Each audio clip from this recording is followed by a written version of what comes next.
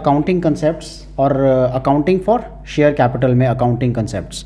So let us understand सबसे पहले shares क्या होते हैं. Shares can be issued for cash या कंसिडरेशन अदर देन कैश. अब शेयर्स होते क्या हैं? शेयर्स हम कहते किसको हैं? शेयर होता है पार्ट, एक हिस्सा. किसका? कंपनी का. कंपनी के अगर एक पार्ट को आप परचेज करते हो इन मॉनेटरी टर्म्स, उसको हम शेयर कैपिटल बोलते हैं. राइट. सो शेयर्स कैसे इशू कर सकते हो? Par, premium. Shares now can not be issued at discount, however reissue of shares can happen. So shares issue हो सकते हैं for cash, for consideration other than cash. Cash तो मतलब पैसे दिए, पैसे लिए. कंसिडरेशन अदर देन कैश मतलब वेंडर्स, प्रमोटर्स या अंडर राइटर्स को. Right.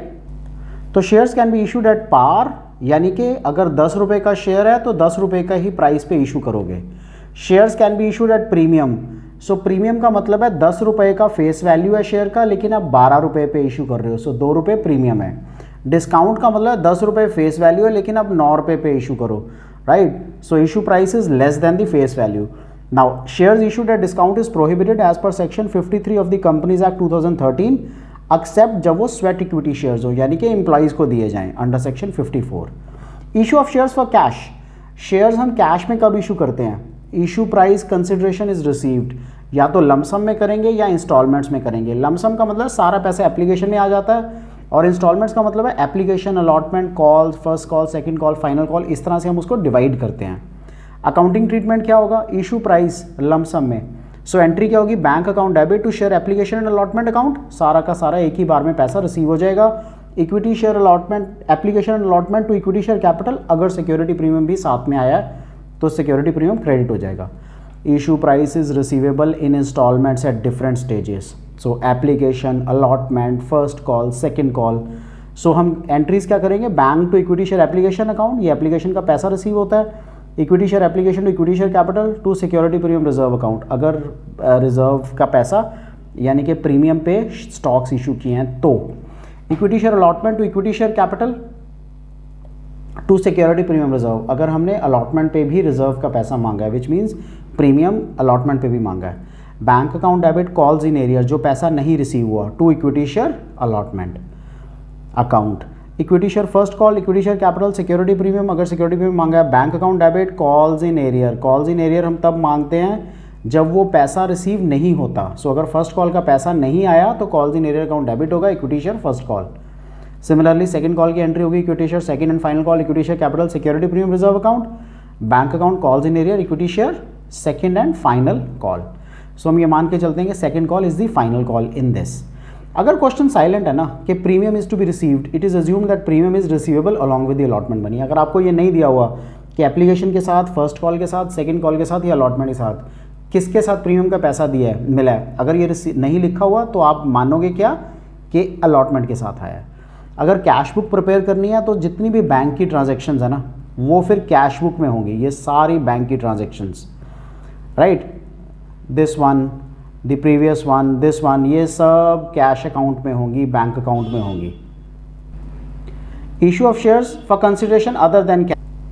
So other than cash का मतलब है आपको कैश रिसीव नहीं हुआ बट आपको कुछ ना कुछ और, जैसे वेंडर पेमेंट हो गई या एसेट परचेज किया आपने. Right. So sundry assets to vendor account, agreed value जो परचेज कंसिडरेशन की उसमें, या आपने बिजनेस परचेज किया तो sundry assets account debit, goodwill account debit to sundry liabilities account to vendor account. जो बैलेंस बच गया वो कैपिटल रिजर्व में आएगा. अगर purchase consideration is more than net purchase asset purchase तो इट इज गुडविल. अगर purchase consideration less than purchase है तो कैपिटल रिजर्व. इसको मैं ऐसे भी दिखा सकता हूँ, बैलेंस शीट. अगर मेरी एसेट साइड ज़्यादा है और लाइबिलिटी साइड कम है तो इसका मतलब ये कैपिटल रिजर्व में आएगा. अगर मेरी लाइबिलिटी साइड ज़्यादा और एसेट साइड कम है तो मतलब यहाँ पे गुडविल आएगी. राइट.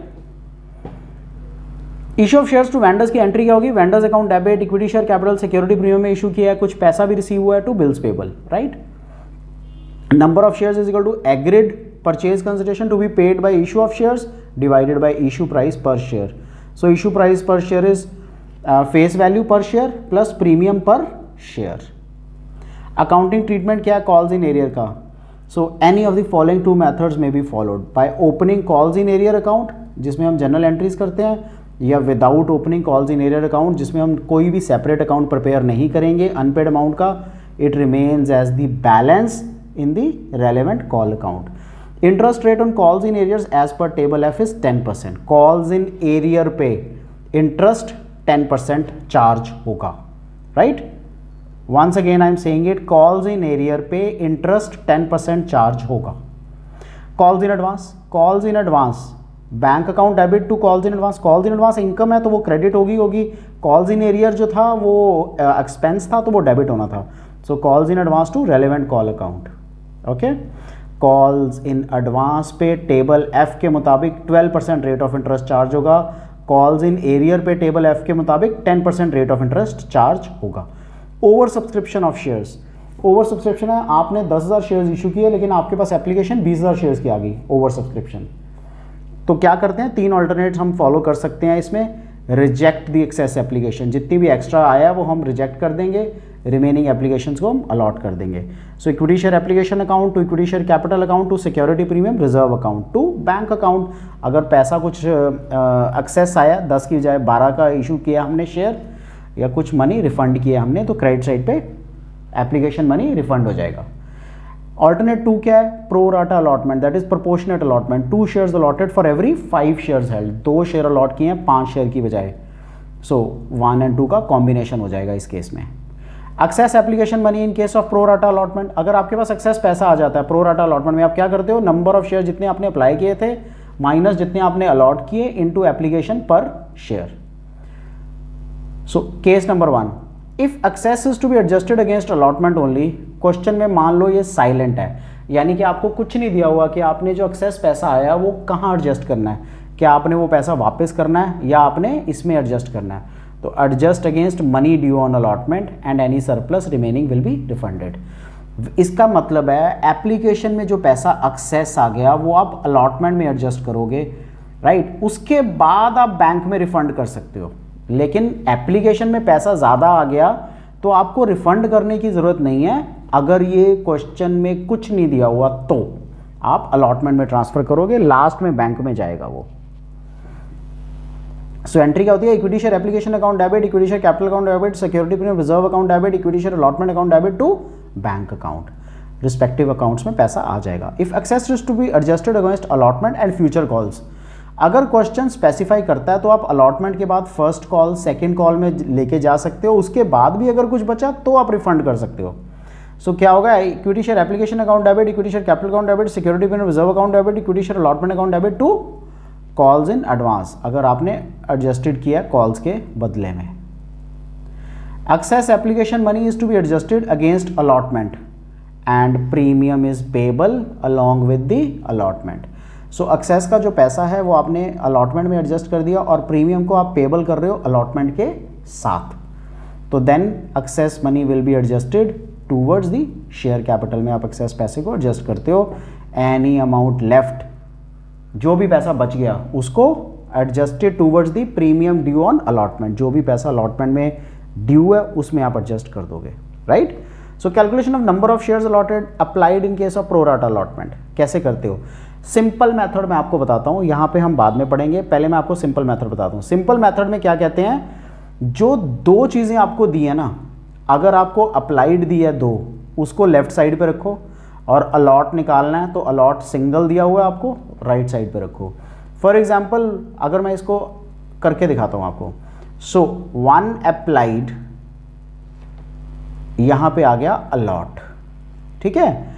सो अगेन अप्लाइड 2 दिए है ना आपको, सो एक ये अप्लाइड एक ये अप्लाइड। सो क्या फॉर्मूला बनेगा, apply allotted divided bye 1 applied into, suppose इसको मैं एक्स अप्लाइड बोल देता हूं, इसको मैं वाई अप्लाइड बोल देता हूं। सो यहां आएगा X applied into Y applied, right.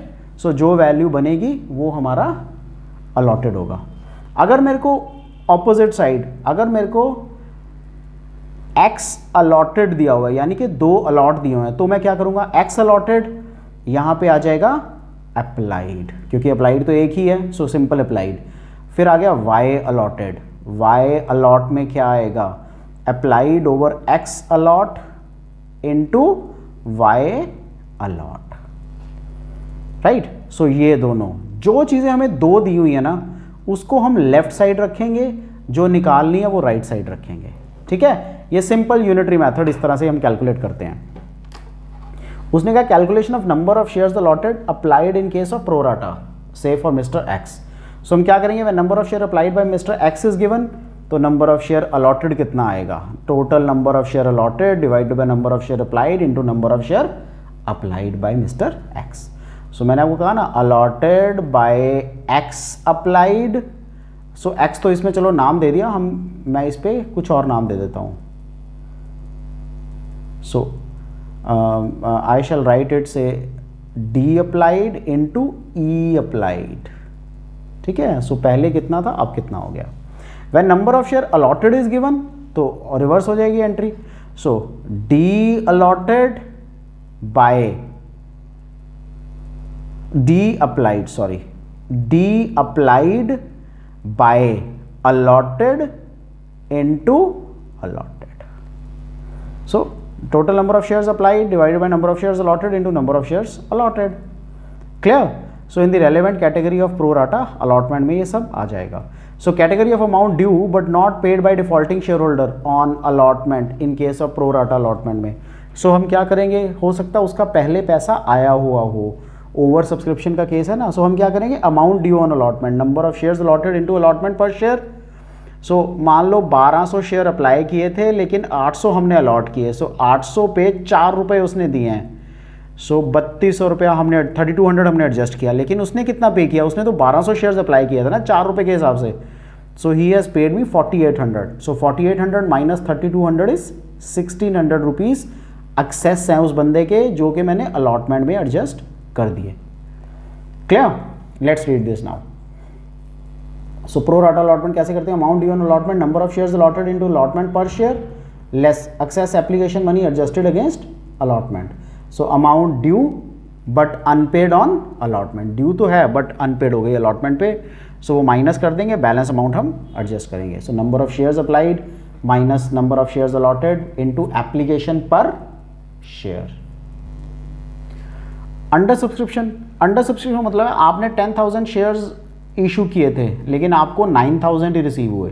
सो आप सारी कैलकुलेशन 9,000 के साथ करोगे, इसको हम अंडर सब्सक्रिप्शन कहते हैं. So it means number of shares subscribed और applied is less than number of shares issued. 10,000 issue किए थे लेकिन रिसीव 9,000 हुए. So allotment is made to all the applicants provided minimum subscription is received. Minimum subscription जरूर होना चाहिए, hence no special accounting treatment इसमें चाहिए नहीं होता, सिंपल नॉर्मल एंट्रीज होती हैं इसकी सारी. Next is four feature of shares. Four feature क्या होता है, फोर फीचर का सिंपल मीनिंग है, फोर फीचर का मतलब है जब्त करना. सो मैं आपका कौन सा पैसा जब्त कर सकता हूं, जो मेरे पास ऑलरेडी पड़ा हुआ है, राइट. सो फॉर एग्जांपल हमने इंस्टॉलमेंट में पैसा मंगवाया था आपसे. इंस्टॉलमेंट मतलब application, allotment, first call, second call. आपने एप्लीकेशन और अलॉटमेंट दिया, फर्स्ट कॉल नहीं दिया. मैंने आपको 1 नोटिस, 2 नोटिस, 3 नोटिस भेजा, मैं क्या करूंगा, मैं उसको फोरफिट कर दूंगा. सो application, allotment, first call. First call का पैसा मैंने फर्स्ट कॉल पे नोटिस के बाद मैंने पैसा आपका फोरफिट कर दिया. लेकिन कौन सा पैसा फोरफिट किया, जो एप्लीकेशन और अलॉटमेंट का आपने मेरे को पे किया था. सो मैं जब्त उसी पैसे कर सकता हूं जो आपने मुझे पे किया था. So it means cancellation of shares for non payment of called amount. आपने वो कॉल्ड अमाउंट पे ही नहीं की. So notice is required to be given defaulting shareholder को. कैंसिलेशन से पहले उसको प्रॉपर ड्यू नोटिस जाते हैं. जो भी अमाउंट रिसीव होती है फोरफिटेड शेयर्स की, वो वापस नहीं होती बल्कि फोरफिटेड अकाउंट में चली जाती है. जो एक्सेस ऑफ फोरफिटेड अमाउंट होता है वो कैपिटल रिजर्व में ट्रांसफर हो जाता है. Balance of forfeited shares account is added to paid up capital under subscribed capital in the notes to account on share capital till the time these forfeited shares are reissued. जब तक ये forfeit share री issue नहीं होते. हम entries क्या करते हैं उसकी, forfeiture of shares issued at par, equity share capital, number of shares into face value, forfeited shares account, equity share relevant call account and calls in arrear account. Forfeiture of shares that are issued at premium. कौन से shares हैं जो premium पे issue होते हैं, when premium has been received on the forfeited shares. दो चीज़ें हैं, अगर premium receive हो चुका है तो वो मेंशन नहीं होगा फोरफीचर के टाइम पे. अगर प्रीमियम रिसीव नहीं हुआ है तो हम सिक्योरिटी प्रीमियम अकाउंट को डेबिट करेंगे और फोरफीचर अकाउंट में वो पैसा नहीं आएगा जो नहीं रिसीव हुआ प्रीमियम का. वो कहाँ आएगा, कॉल्स में. Right. So let us read it. When premium has been received on forfeited shares, security premium reserve account will not be debited. So हम डेबिट नहीं करेंगे जब हमें forfeiture में जब हमें प्रीमियम का पैसा कंप्लीट रिसीव हो चुका है forfeiture की एंट्री में. Since one security premium has been received, it can be utilized for the purpose specified in 52(2) of the Companies Act. सिर्फ उसी पैसे को उसी तरीके से ही हम यूज़ कर सकते हैं, अदरवाइज हम उसको यूज़ नहीं कर सकते. So equity share capital account debit, forfeited shares account debit, यानी कि जो पैसा रिसीव हो गया है, एंड अनपेड जो पैसा रिसीव नहीं हुआ कॉल्स इन एरियर. ओके, जब हमें फोरफीचर में प्रीमियम नहीं रिसीव हुआ सिक्योरिटी प्रीमियम का पैसा, तो हम उसको डेबिट करेंगे. Security premium reserve will be debited in the forfeiture entry. So share capital account debit, security premium reserve account debit, forfeited shares account debit credit to equity share relevant calls and calls in arrear. So जो भी हमारा calls in arrear है वो यहाँ पे आ जाएगा. Security premium भी नहीं आया, इसलिए वो भी डेबिट होगा. फोरफिटेड शेयर्स को हम रीइशू करते हैं. रीइशू दी शेयर्स मींस के फोरफिटेड या कैंसल्ड शेयर जो कंपनी ने किए हैं उसको दोबारा कस्टमर को सेल करना, इसको हम फोरफीचर बोलते हैं. सो फोरफिटेड शेयर्स हम रीइशू एट पार कर सकते हैं जब reissue price is equal to paid value. So 10 रुपये का शेयर था फेस वैल्यू, 10 रुपये का ही हमने रीइशू किया आफ्टर फोरफीचर. प्रीमियम पे 10 रुपये फेस वैल्यू थी लेकिन हमने 11 रुपये का इशू किया. डिस्काउंट 10 रुपये फेस वैल्यू थी लेकिन हमने 9 रुपये का इशू किया. This is discount. Okay. Maximum permissible discount on reissue and minimum reissue price. Maximum discount कितना हो सकता है? Okay, so maximum permissible discount कितना होगा पर शेयर पे? जो आपने अमाउंट फोरफिट की है पर शेयर, यानी कि 10 रुपये का फेस वैल्यू है, आपने अमाउंट फोरफिट किया 4 रुपीज़, तो आप दोबारा कितने पे इशू कर सकते हो? Minimum to maximum permissible discount मतलब आपको 6 रुपये पे तो इशू करना ही पड़ेगा, बिकॉज 6 रुपये ये 4 रुपये पहले जो फोरफिट किए हैं तभी वो 10 रुपये बनेंगे, राइट. सो अगर आप उसको 5 रुपये पे रीइशू करते हो तो ये अलाउड नहीं है. मैक्सिमम डिस्काउंट 4 रुपये है, यानी कि जितना फोरफिट का पैसा रिसीव हो चुका है आपको. हालांकि आप इसको 8 रुपये या 9 रुपये पे भी इशू कर सकते हो, तब 9 + 4 13 रुपये हो जाएंगे उस शेयर पे रिसीव. सो वो एक्स्ट्रा पैसा 3 रुपये कैपिटल रिजर्व में डालना है आपको. Okay. So maximum provisional discount per share is amount जितना फोरफिट हुआ है उतना, minimum reissue price, paid up value of reissued shares minus maximum discount. जो भी रीइशू की शेयर्स की पेड अप वैल्यू है और मैक्सिमम डिस्काउंट कितना, वो रीइशू प्राइस होगी, राइट. रीइशू की एंट्रीज क्या होती हैं? Bank account debit, equity share capital. अगर एट पार हुआ है 10 का शेयर 10 रुपये पे ही इशू है तो ये एंट्री है. अगर प्रीमियम पे हुआ है तो security premium reserve account credit होगा. So bank account debit, equity share capital to security premium reserve account.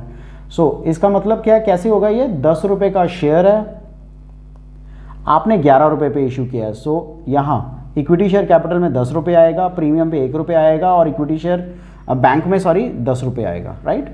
सो 10 का 10 और 1, ये यहाँ पे 11 रुपये आ जाएगा बैंक में the value. Reissue at discount, discount का मतलब फोरफिटेड शेयर्स अकाउंट डेबिट होगा. So bank account debit, so ये 10 का था, 9 रुपये पे रीइशू किया, 1 रुपया फोरफिटेड शेयर्स अकाउंट में आ गया. Calculation on gain of forfeited shares to be transfer to capital reserve. जो भी आपका पैसा कैपिटल रिजर्व में आप ट्रांसफर करते हो वो ये केसेस इस तरह से होता है. When all the forfeited shares are issued, सारे के सारे फोरफिटेड शेयर्स इशू हो गए तो कैपिटल रिजर्व में क्या आता है? Balancing figure of forfeited shares account. जो भी आपका फोरफिटेड शेयर्स में कुछ डेबिट होगा कुछ क्रेडिट होगा, दोनों में से जब बैलेंस आएगा ना तो वो फोरफिटेड शेयर्स अकाउंट में ट्रांसफर हो जाएगा, right. When all the forfeited shares are not issued तो आपको प्रोपोर्शनेट करना पड़ेगा. Amount forfeited divided by number of shares forfeited, ठीक है, multiplied by number of shares reissued minus discount on reissue. क्या करते हैं हम? मान लीजिए 1000 शेयर आपने फोरफिट किया था, हमने सिर्फ 500 शेयर रीइशू किया है. सो 1000 शेयर्स पे आपको 10,000 रुपये रिसीव हुए थे. सो 500 शेयर्स पे कितने होंगे? 5000. सो आप 5000 को एक्सेप्ट मानोगे, एक्सेप्टेंस कैपिटल रिजर्व के लिए परमिट मानोगे. जो बैलेंस अभी तक इशू ही नहीं किए, जो बैलेंस शेयर्स अभी तक इशू नहीं किए वो इसका पार्ट नहीं होंगे, राइट. सो अकाउंटिंग एंट्री क्या होगी इसकी? ट्रांसफर टू कैपिटल रिजर्व की, forfeited shares account debit to capital reserve account, right. जो भी एक्सेस पैसा फोरफिटेड शेयर्स में होगा वो आप कैपिटल रिजर्व में ट्रांसफर करोगे. ये क्यों करना पड़ता है? इसका एक ही रीज़न है. हमने जब स्टॉक्स इशू किए थे तो 10 रुपये पे किए थे और हमारा पर्पज़ क्या था? फॉर पर्टिकुलर थिंग, जिस चीज़ के लिए हमने पैसे मंगवाए हैं. उस चीज़ में ही पैसे, उतने ही पैसे मंगवाने थे। अगर मैं इसको फॉरफिटेड शेयर्स वाला पैसा इसमें डाल दूंगा, सो इसका मतलब क्या है कि मेरे पास 10 की बजाय फॉर एग्जांपल 12 रुपये पर शेयर आ गया है।